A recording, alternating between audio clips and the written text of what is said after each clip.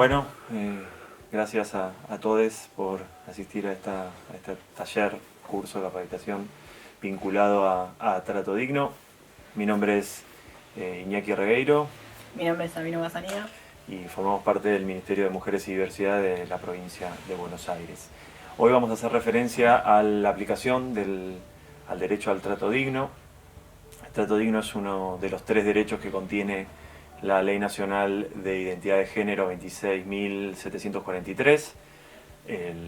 Está el trato digno, está la rectificación registral, que vamos a hacer una referencia en este taller, y está la salud transgénero, el derecho a acceder al sistema de salud, que bueno, no lo vamos a mencionar en esta ocasión, pero básicamente nos vamos a concentrar en el primer derecho, que es el del trato digno, en relación con la ley de identidad de género. Como a modo introductorio, dejar en claro 2 términos que son término cis y término trans. Las personas cis son las personas que no son trans. Las personas trans son las personas que no se identifican con el género asignado al nacer. O sea que las personas cis son las personas que sí se identifican con el género asignado al nacer.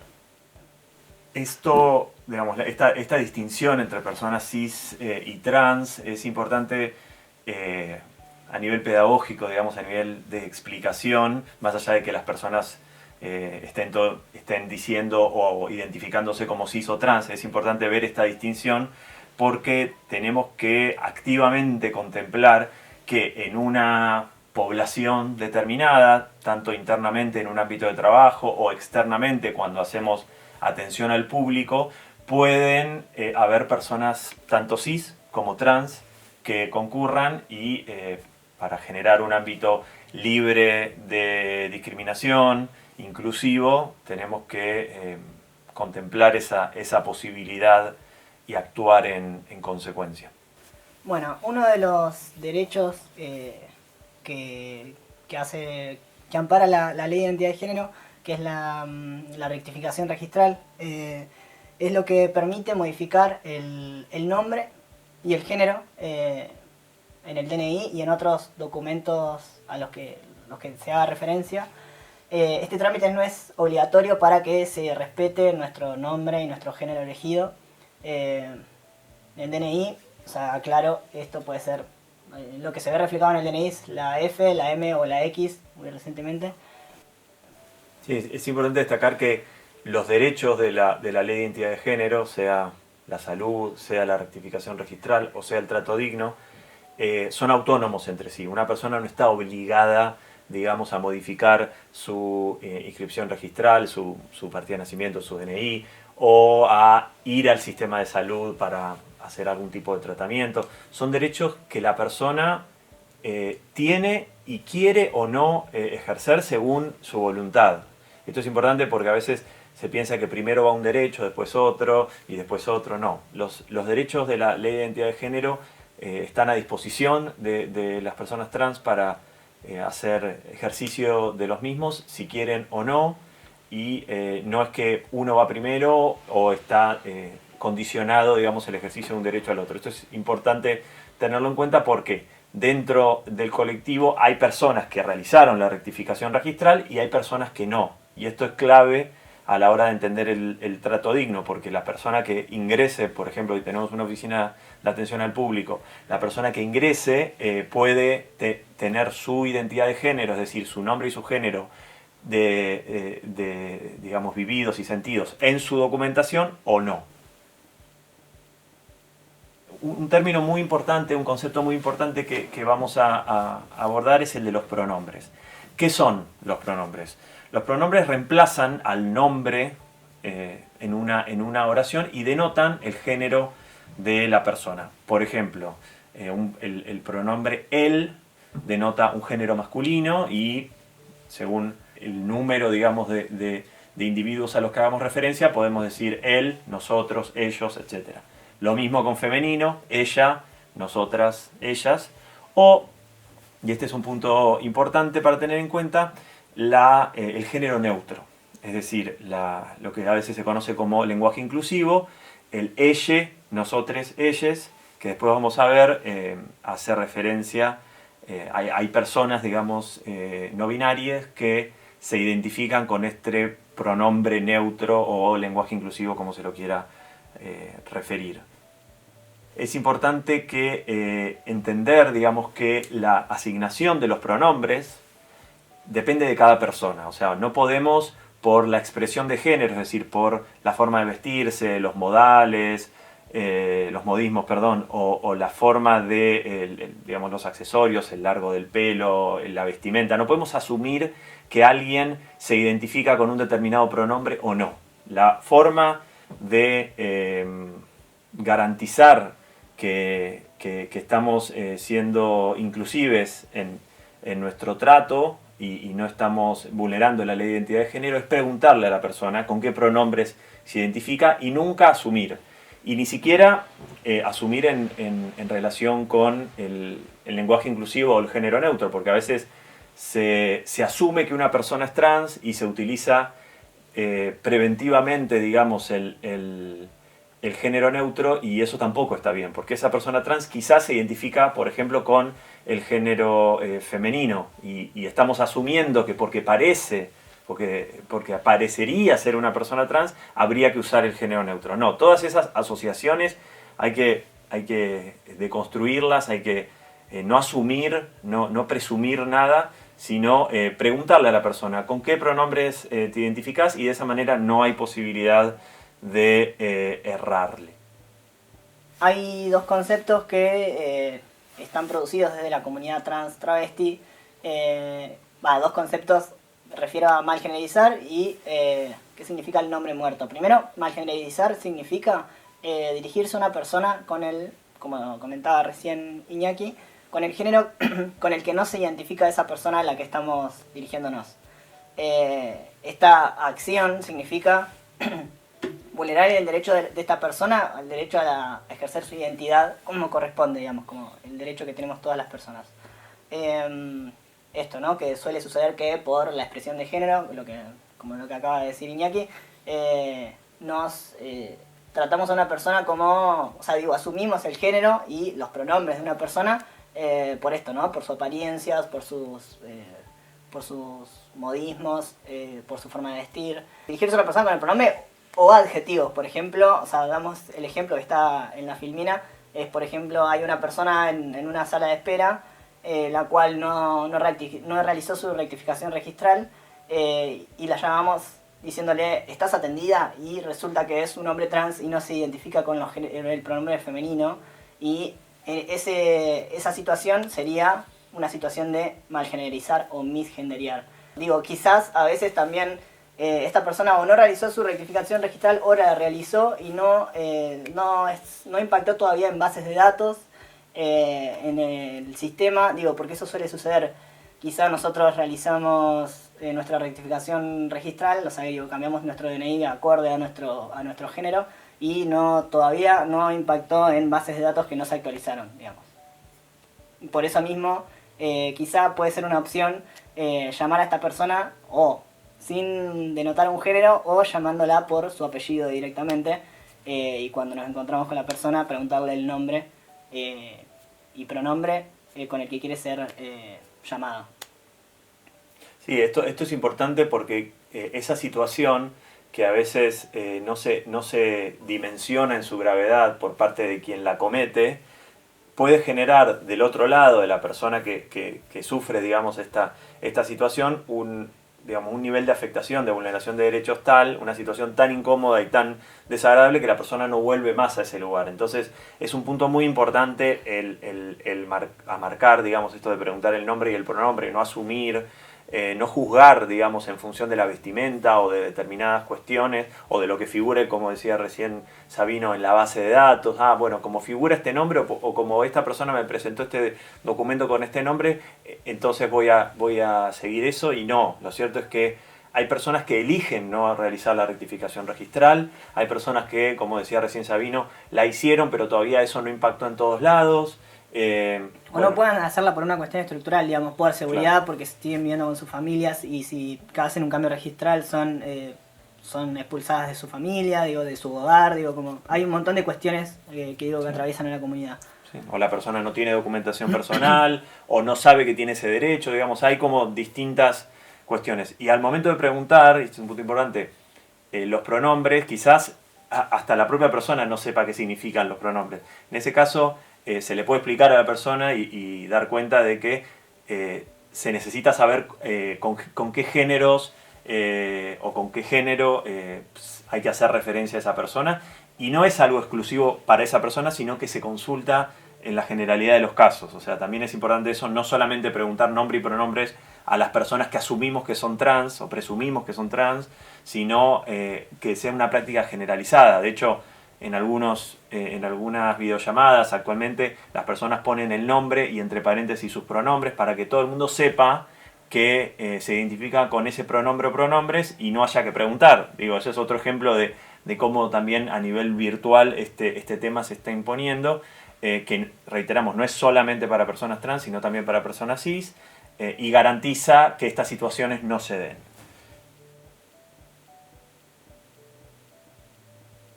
Nombre muerto, ¿qué significa? Como decía recién Sabino, es el otro concepto que es importante llevarse. El nombre muerto es el nombre asignado al nacer que la persona dejó de utilizar por no sentirse más identificada con él mismo.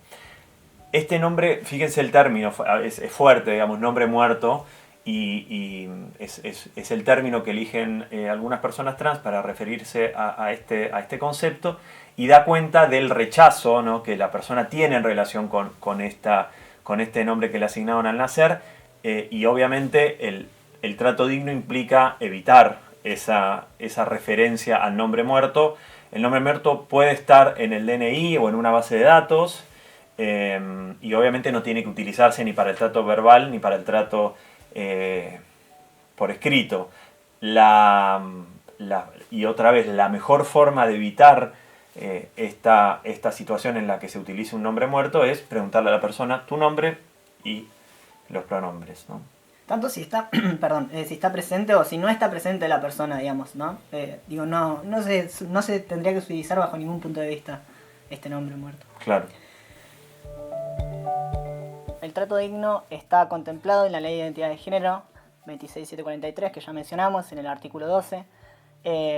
Este derecho es el que tenemos todas las personas a que se respete nuestra identidad de género y nuestro nombre, hayamos hecho o no, hayamos realizado o no el cambio registral.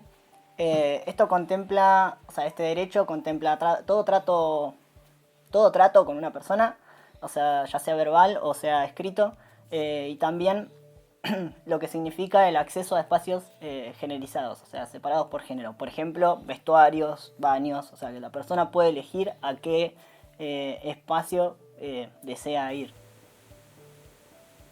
Resaltar esto, ¿no? Que lo que ya venimos diciendo, que las personas que deciden no realizar el cambio registral también pueden ejercer este derecho, y que se tiene que respetar tanto su nombre como su género elegido.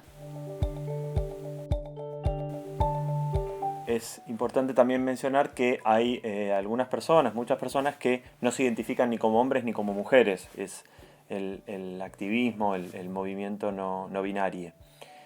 En el año 2021 hubo un decreto presidencial que admite en DNIs y pasaportes esta opción por fuera del binario masculino-femenino. En ese caso, en esa documentación nacional figura una X en vez de la M y la F. Y bueno, eso, como le decíamos, es parte de la normativa documental nacional, y las jurisdicciones, las provincias tienen distintas situaciones vinculadas a la rectificación de las partidas de nacimiento según la provincia de que se trate, ¿no? Pero bueno, es importante destacar esto porque existen documentos, tanto partida de nacimiento como DNIs y pasaportes, expedidos por fuera de lo masculino y lo femenino, y una persona que concurra o que trabaje en un espacio, en un ámbito, puede presentar esta documentación, y hay que saber, digamos, esto a los efectos de modificar las bases de datos, los sistemas y el trato también, ¿no? Por eso mencionábamos antes que al preguntar nombre y pronombre hay personas que pueden decir, bueno, me identifico con el género neutro, con el elle, digamos, con la e, y es importante utilizarlo cuando hagamos referencia a esa persona o a un grupo que incluya a esa persona, porque es un pedido expreso de esa persona no binaria. Bueno, lo que la ley de identidad de género también asegura en su artículo 9 es el derecho a la confidencialidad en relación con nuestra identidad de género. Los puntos importantes y a tener en cuenta son que no se puede obligar a una persona a informar que es una persona trans. No se puede difundir el hecho de que una persona es trans o que realizó una rectificación registral o algún trámite que denote que es trans. Y tampoco se pueden hacer referencias, como ya dijimos anteriormente, a que una persona, referencias a una persona trans o travesti o no binaria, referencias a esa persona utilizando su nombre muerto, como ya dijimos. O sea, esos son los 3 puntos más importantes. Digamos que no cumplir con esto sería vulnerar el derecho de esa persona. Sí, porque hay personas personas trans que no tienen inconveniente en dar a conocer que son trans, pero hay otras que no. Y es importante que la norma garantiza, en el artículo referido a la confidencialidad, el derecho de toda persona a que esa información sea tratada con confidencialidad, como un dato privado, como un dato sensible. Entonces, quien quiera dar a conocer que es cis o que es trans puede hacerlo, pero no podemos interpelar a alguien preguntándole vos sos trans, vos sos cis, qué es ser trans, pedir que se defina, que se categorice, que se etiquete, eso es algo que no está permitido en la normativa, y desde el Estado, al momento de generar bases de datos, resoluciones, actos administrativos, normativas, etc., tenemos que resguardar esta confidencialidad en relación con la pertenencia al colectivo trans, directa o indirecta, por escrito, digamos, ¿no? O en forma verbal. O sea, hay que, digamos, resguardar ese derecho para que no haya ninguna identificación de que determinada persona o determinado grupo de personas pertenecen o no al colectivo trans. Ese punto es importante. La siguiente filmina hace referencia a los legajos o expedientes.